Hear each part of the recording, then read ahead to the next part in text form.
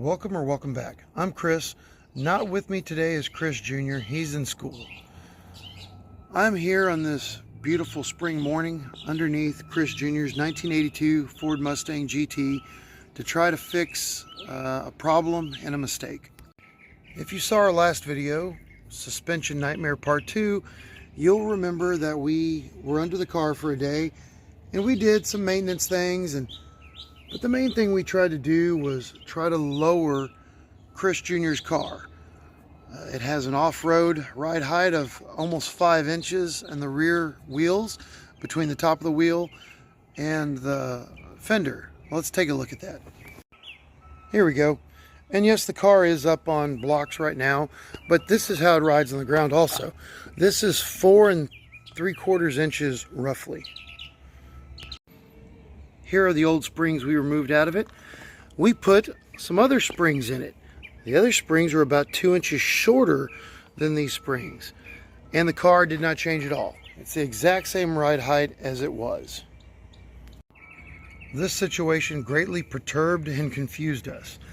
I'm not new to the Mustang thing. I've had multiple other Mustangs in the past, Fox bodies and SN95s, and I've never had a problem like this before. I've successfully lowered and raised, gone from stock springs to drag race springs to lowering springs without an issue. Unbolt the control arm, take the spring out, put the new spring in, boom, magic. The car is adjusted. It rides where you want it to ride. That did not happen in this case. I truly believe that those springs that we took out of the car were something like a Ford F-150 spring. Incredible spring rate, incredibly tall. They were so tall that they were actually bowed in the housing between the upper perch and the lower perch on the control arm. They were curved. They're so tall and compressed so much. And I think those have a much higher spring rate than the ones we put in here. These are shorter springs, or rather, they're taller, but they had a lower spring rate than the ones that are in here now. We believe the shorter springs have a higher spring rate. But I also think there's something else at play here. I think something may be binding in the suspension. I can't explain anything else. If nothing else, the springs should have dropped at least a little bit, but they didn't. The car didn't move at all. So I'm going to come under here and I'm going to run some experiments. I'm going to try moving some things around, loosening some things, and seeing how this sits. One thing that surprised me the other day is when we hung the rear end and we loosened the shocks, the rear end essentially didn't drop at all. So I've checked the part number on the shocks. The shocks are for this car. They're supposed to be the proper height, but it was really weird. It was really strange that when we disconnected the shocks, the rear end really didn't move at all. And I'm pretty sure the shocks are supposed to be one of the travel limiters on this car, meaning that when you disconnect the shocks, there should be enough suspension travel for the rear end to drop a little bit more, but it really didn't. So I've got to figure that out. My suspicion is that these generic control arms, possibly the angle they're mounted at, they're hanging up the suspension. They're not allowing it to travel. And I think that's affecting it up and down. I think the car isn't allowing itself to sit down with its full weight. So I'm going to loosen things up and try to figure that out. And I'm not sure I'm explaining that very well. But even more importantly, there's another problem that's bothering us.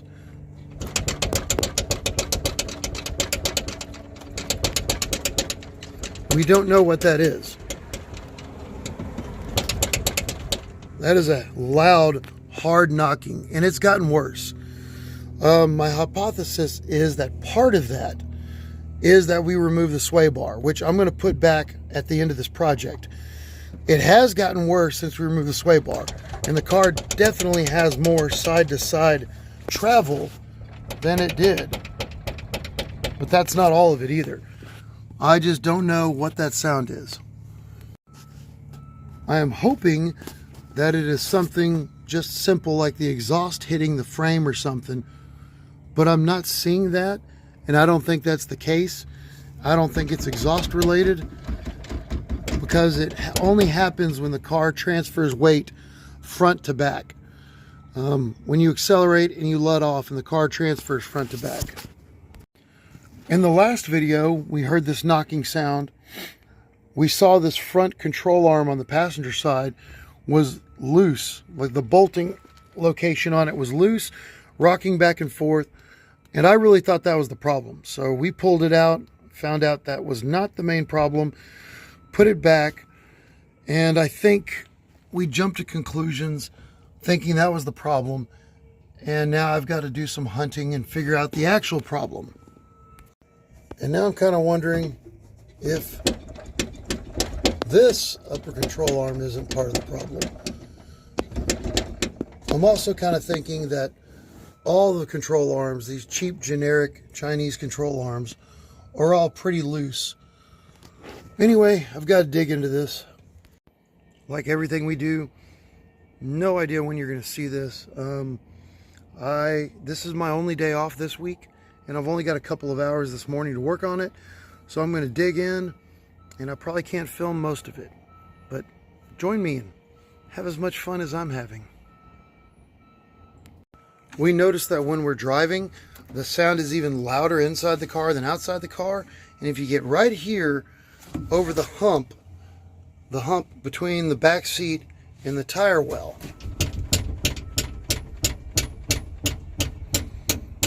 it sounds like it is directly under here and hitting on this floorboard. So, like I was saying about that upper control arm, it sounds like it's right in there, and I'm going to start my investigation in there somewhere. And if you hadn't seen a video before, we are in the middle of our interior restoration. Probably the most important thing that it is not is the rear differential. I mean, yeah, that's a little bit of slack, that's a little bit of play, but that isn't bad. That was a concern of mine. I was afraid that this might be so loose that the whole thing was rocking and rattling. It is not. You can barely hear that. Then you rock the car and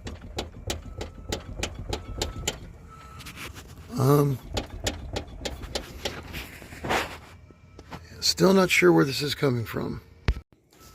I have absolved the exhaust of any responsibility, which I never thought it was the exhaust, but the tailpipes and the mufflers clear everywhere, 360 degrees. So it is not the exhaust, which I was really hoping it was. I was really hoping the exhaust was hitting something, but it's not. Moving on. And I'm pretty sure I have found the culprit, which is, yep, upper control arm. Just like the other side, it is rocking in its housing a ton.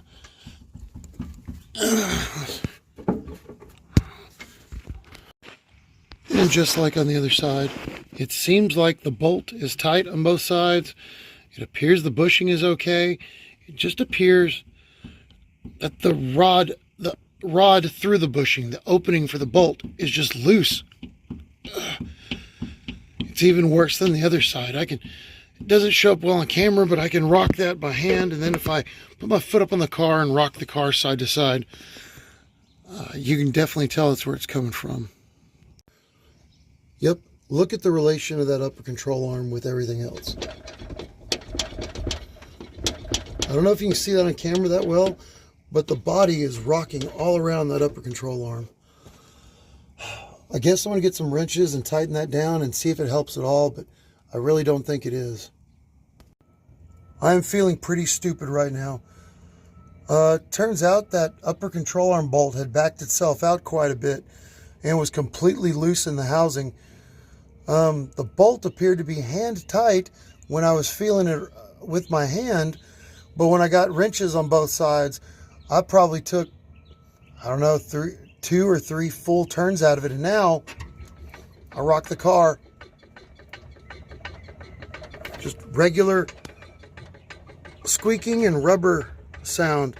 No more hard knock. That control arm is holding steady now. Man, I feel dumb.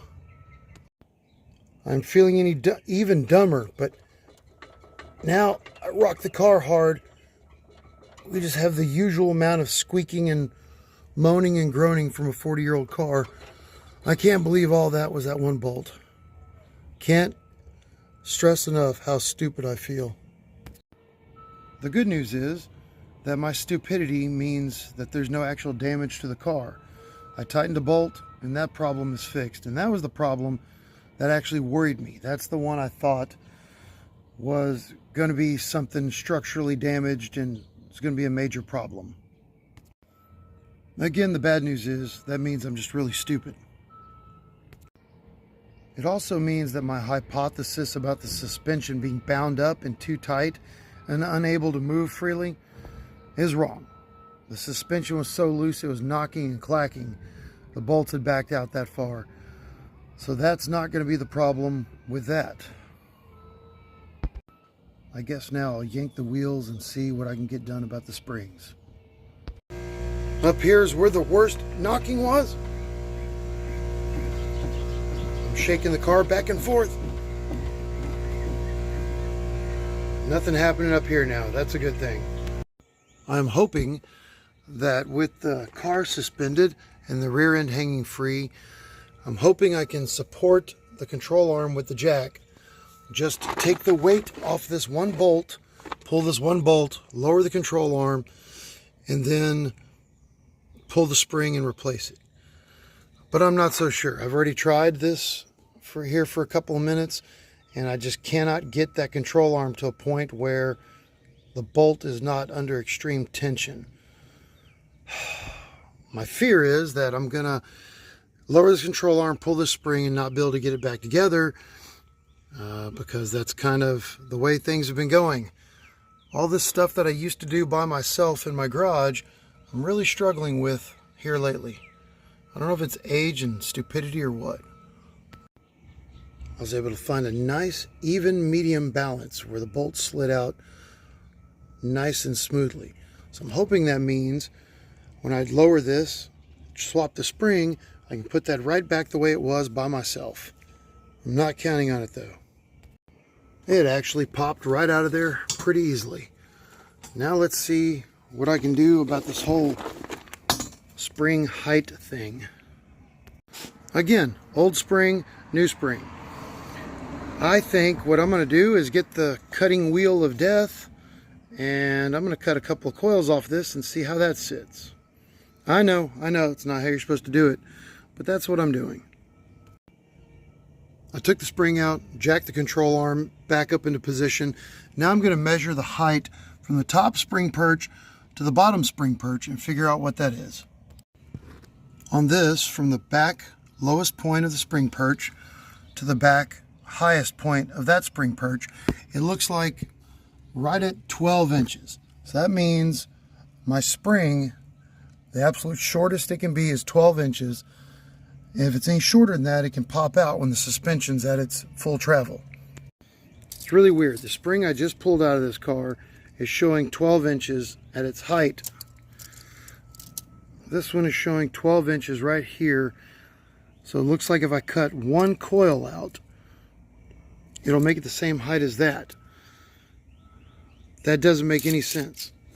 If that's how much suspension travel is in it, cutting a spring down to that size should make the car lower quite a bit. I'm confused. Anyway, I'm going to take this old spring out and I'm going to cut it right here and put it back in and see what happens. But before I do that, I've come in here without the spring in the control arm and jacked up the rear end and made sure that the rear end, that the control arms aren't binding anything. I can actually jack this up all the way to the bump stop where the tire would be up hitting the top of the fender and the suspension does free travel. So that does tell me that our spring is our travel limiter. Dang it. Anyway, I'm going to lower this back down and cut a spring and put it back in.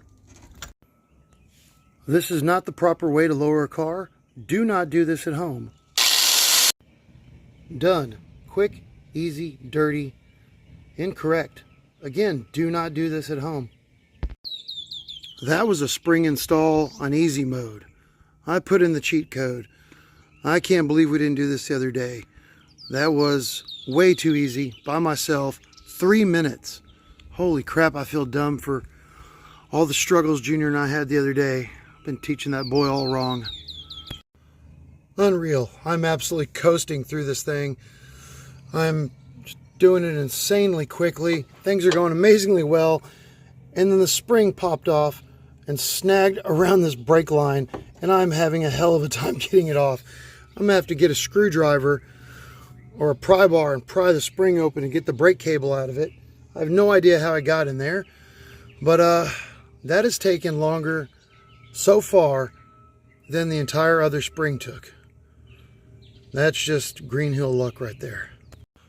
Once I got the old spring off, another 3 minutes and the new spring is in and bolted down and ready to put the tire on and put the car on the ground and see how it rides.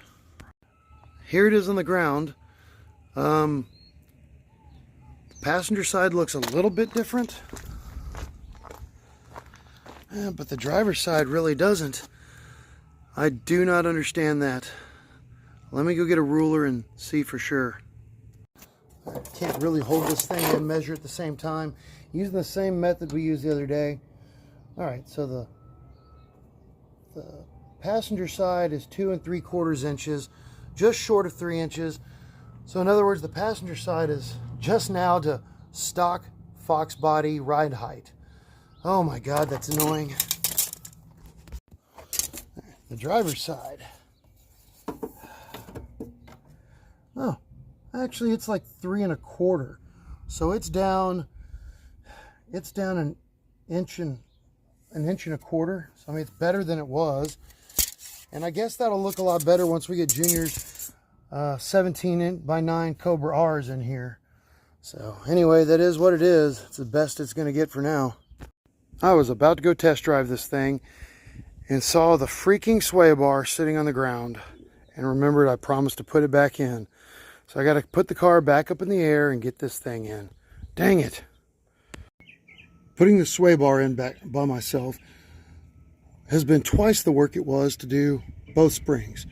It's crazy. Now I've run into this, where this screw bolt adapter thing for the sway bar is all jacked up and bent out of shape. I can't get this bolt to go through, so I've got to go try to straighten this thing.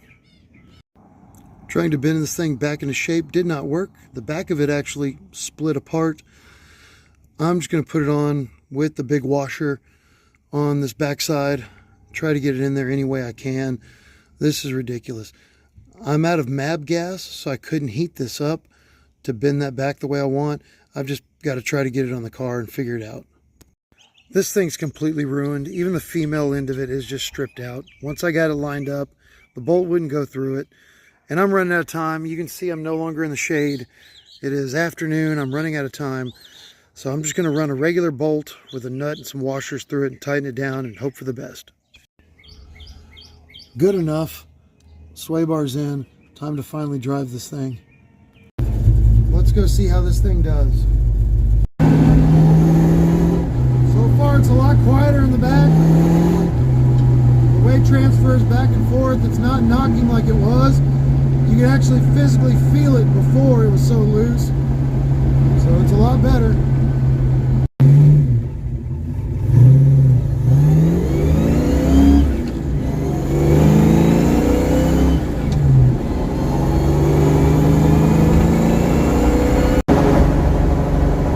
Exactly like it used to. Still an iron wheel wagon, but it's nowhere near as tail happy in the back when you, yeah, definitely needed that sway bar. The sway bar helps a lot. Maybe I'm just being paranoid, but I swear the whining in the rear end is getting worse. Still convinced that's something with the rear end gear shim, like the crush washer and on the pinion and all that. But again, I might just be paranoid.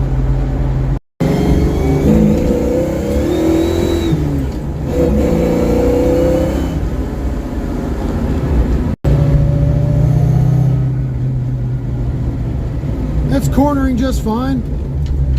It's actually handling fairly well. Only the finest 87 octane for our baby. Hey, don't judge me. It's barely 80 degrees in Texas. I'll put 93 in it when it's 110 degrees. Kris Greenhill's Garage just got 2 new YouTube subscribers down here at the gas station. 2 separate guys came up and just drooled all over the car. Absolutely loved it. Couldn't say enough good things about it. Love the way it sounded, love the way they look. Both of them had Mustangs back in the day. That was really cool. I'm going to amend my prior statement just a little bit. I'm out here on the highway, I'm doing 60 miles an hour in traffic. I said it rides like an iron-wheeled wagon, and it does, but it is definitely smoother in the rear end. There's no doubt, with the rear end sitting down lower, it is no longer bouncing like it was when we hit a little bump. So this is an improvement. It's taken me an hour or so to realize it, but it's definitely better.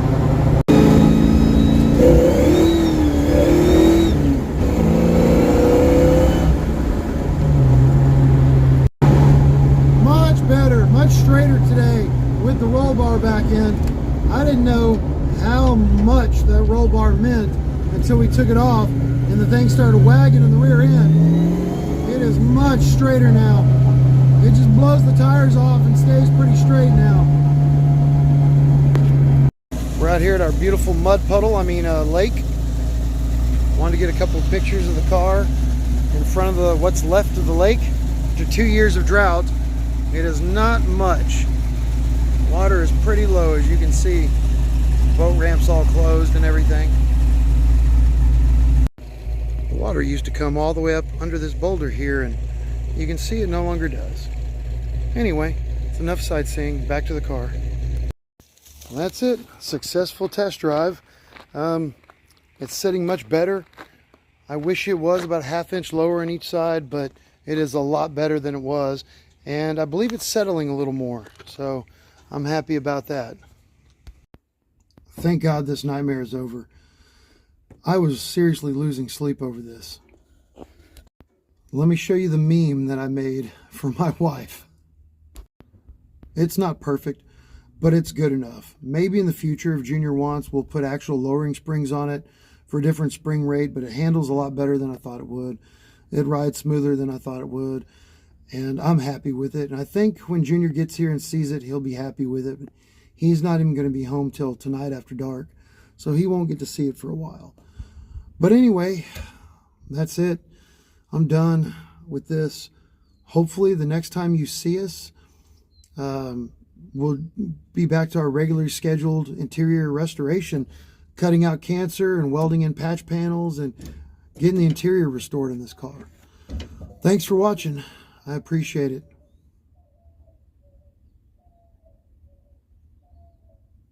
Why are you still here? Go away. I'm done. Fiend. Go. Leave. You're excused. No mas.